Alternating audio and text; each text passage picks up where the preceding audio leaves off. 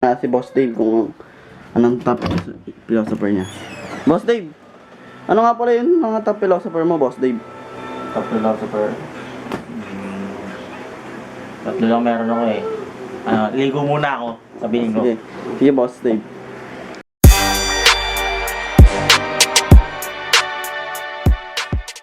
So, we are back again guys. So, ayan na. Nandito tayo para pag-usapan yung project ko.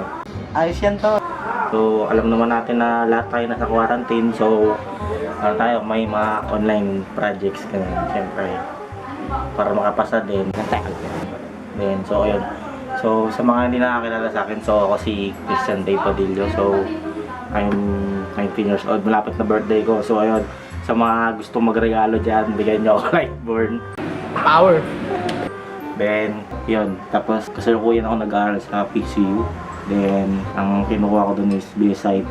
Pili mo yan eh! Then, so, yung prof ko dito, subject na to si Sir Jim Vidal.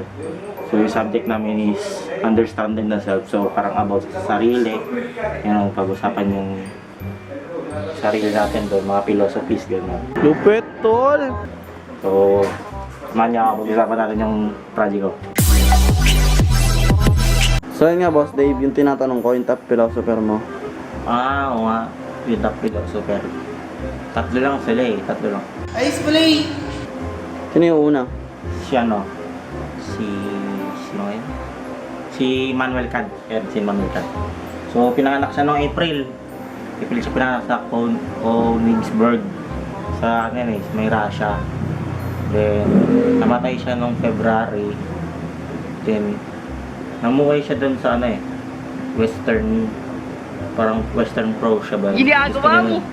Ba't mo siya ano, nasa top philosopher? Magaling siya eh, magaling siyang magaling siyang philosopher eh. Tapos, ang kinailibs ko doon, yung tatlong libro niya, yung Critic of Pure Reason, yung Critic of Practical Reason, then Critic of Judgment. So, yung sa ano naman, sa Critic of Pure Reason, ini-explain niya dito yung ano eh, parang sinisik niya yung scope and limitation ng metaphysics. Lupit, tol! Then, ang binibigay na itong critic na to is yung, yung pure reason, yung parang in general na agad, parang hindi na siya yung paligay-ligay pa, ganun. Then, so yan, yung pangalawa yung libro niya is yung Critic of Practical Reason. So, dito papasok yung yung pagiging practical mo sa pagiging reasonable mo. Ayos yan to. Parang lang siyang yung sa mga mag-asawa. Pare, lalo na yung ito madali, yung pag manliligaw ka, di ba? So, yung iba, bulaklak yung binibigay. So, ikaw na practical person, sabi mo na lang pagkain kasi hindi mo nakakain yung bulaklak. Doon nga sa pagkain. Ayos pala eh! Sabay, so may sinabi dito siya na si Manuel Kant. Basahin natin. So can you inform us that while the first critic suggests that God, freedom and mortality are knowable, the second critic will mitigate this claim.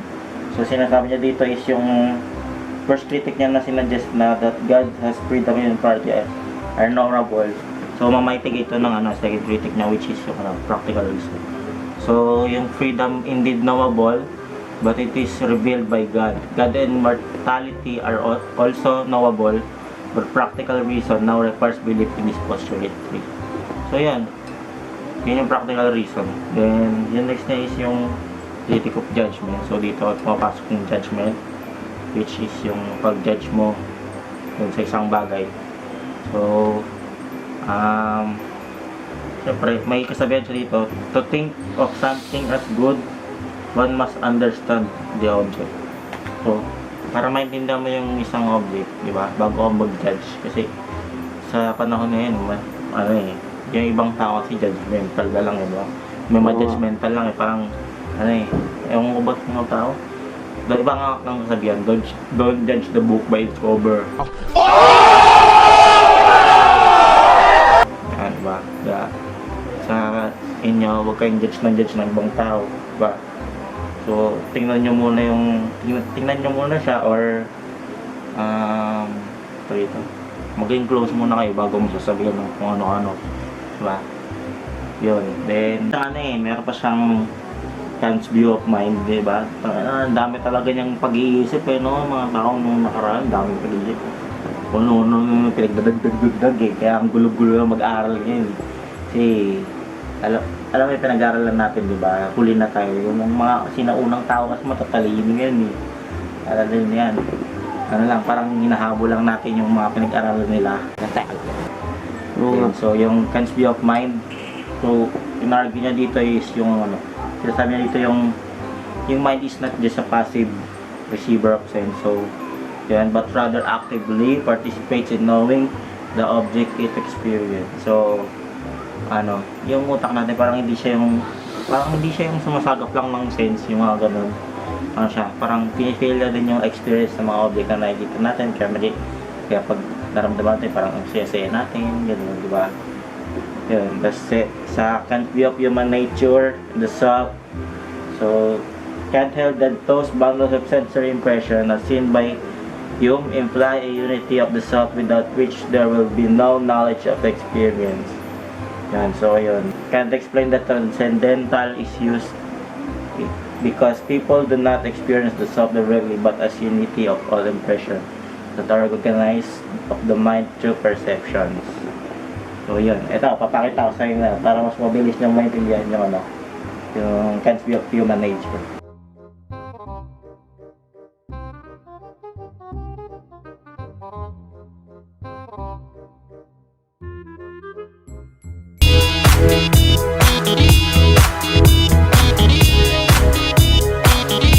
So ayan, yung pangalawa ko nga palang pangalawa kong philosopher is si Sigmund Freud. So sa mga hindi nakakilala sa kanya, pinanganak siya ng May 6, then namatay siya ng September sa London, United Kingdom. So si Sigmund Freud is isa siyang Australian neurologist, no? So ang layo-layo ng ng pagkakaiba, neurologist na siya tapos naging philosopher. So, meron siyang term na dinagdag dito yung hysteria. Hysteria yung tawag dun eh. Then, siya sa pioneering figures sa field ng philosophy. So, meron siyang meron siyang ang tawag dito? Yung structure of the mind, structure of the mind. So, sa mga hindi nakakalam sa structure of the mind, ito yung id, ego, and superego. So, nga pala yung id? So, yung id is siya yung yung pleasure principle, no? Parang siya yung parang gustong humingi ng pleasure sa siya siyang unconscious. Unconscious siya, unconscious. Then yung next is yung ego. So, yung ego, siya? Reality principle. So, parang yung ego is tayo, yung sarili natin. Yung superego naman is moral principle, which is yung yung alam niya yung tama at mali. Yun. Kaya moral principle yung superego. So, yun. Yung ang structure niya is ito. Yan. So, nasa pinakailalim si si id. Tapos medyo nakangat si ego. Tapos medyo nakikita lang si super id. Kasi siya bumabalance sa sa principle natin sa pag-iisip. Yan.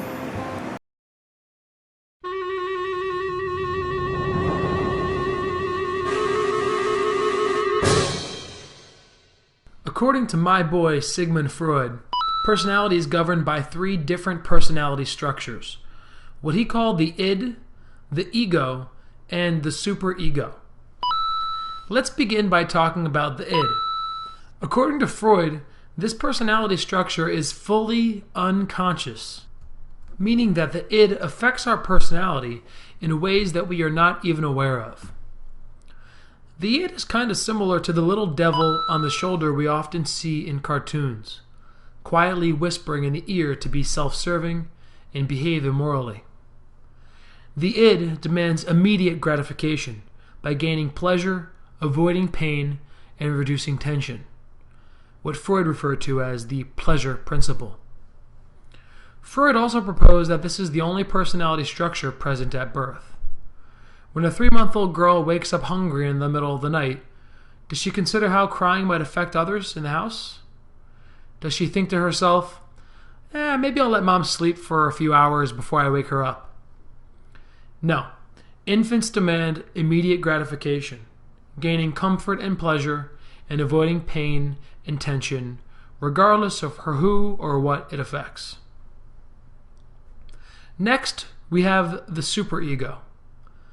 The superego is also mostly unconscious and is similar to the little angel on the other shoulder telling you to take the moral high road, doing well for others. The superego is similar to what we refer to as the conscience, operating on the moral principle.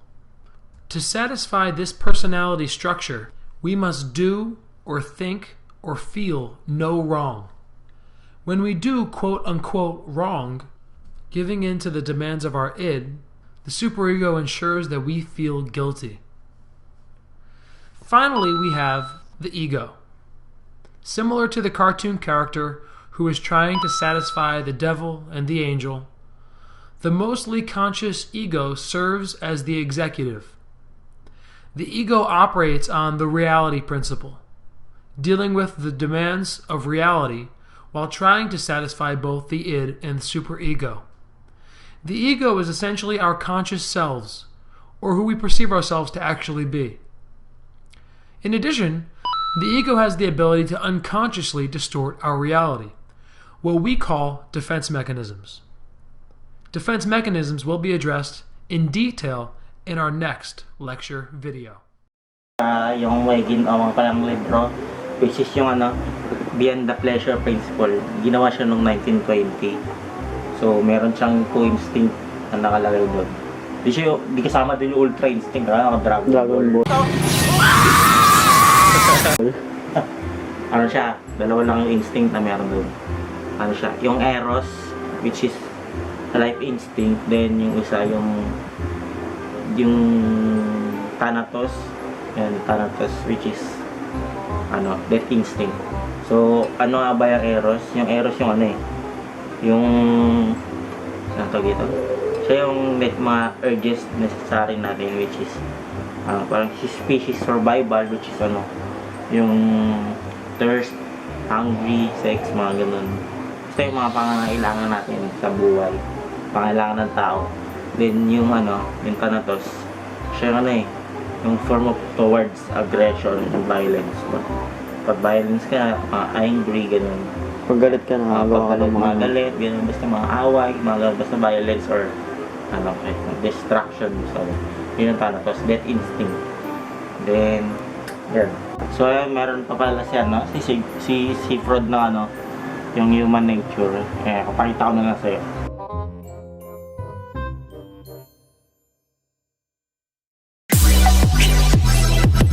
So, yan, yung pangatlo nga palang pangatlong philosopher is si Gilbert Ryle. So, pinanganak siya ng August 19 sa Bington, United Kingdom. So, mga di nakakalam sa kanya. Then, namatay siya ng October sa Whitby, United Kingdom. So, si Gilbert Ryle, isa siyang English philosopher. Siya yung nag-contradict sa Cartesian dualism na ginawa. Siya may mali daw doon. Mali yun. Tapos sabay may libro tong ginawa siya si Gilbert Ryle, which is The Concept of the Mind. Paanong bago doon? Tapos sabay nag-stigmatize din siya, may stigmatize din siya. Yung stigmatized of the mind na tinawag niyang ghost in the machine. Ang dami ka lang ng mga tao dati, no? Yeah. Ghost in the machine, parang Ghost Rider. Tapos sabay si Gilbert Ryle, meron din siya view of human nature and knowledge. So sinabi niya dito is kung ang isang tao daw ay maraming kaalaman, tapos hindi niya kayang gamitin sa practical na mga gawain, bali wala lahat to. Oo nga, tama nga naman, di ba? Marami sa ating ganyan. Marami sa ating ganyan ngayon, di ba? Sobrang talino, takpan sa back exam, mga gano'n. Ba, tapos sabay sabay pagdating sa mga practical na sa buhay para gamitin niya para maging maayos yung buhay niya, diba? Hindi niya Hindi alam, nagagamit. diba? Bali wala yung katalinuhan Walang noon, diskarte. diba? Walang diskarte sa sarili, puro ganito lang, wala ka. So yun guys, salamat sa panonood. So hanggang dito na lang ulit, no? Try natin mag-vlog ulit kasi pinag-vlog tayo ngayon eh. So stay safe, no? Mga kasaging, kasi alam nyo may COVID na Magsisilabas. kahit ako buryo na ako dito, alam ko yung feel nyo, puro na lang yung naggawa ko dito. Stay safe sa inyo, peace out.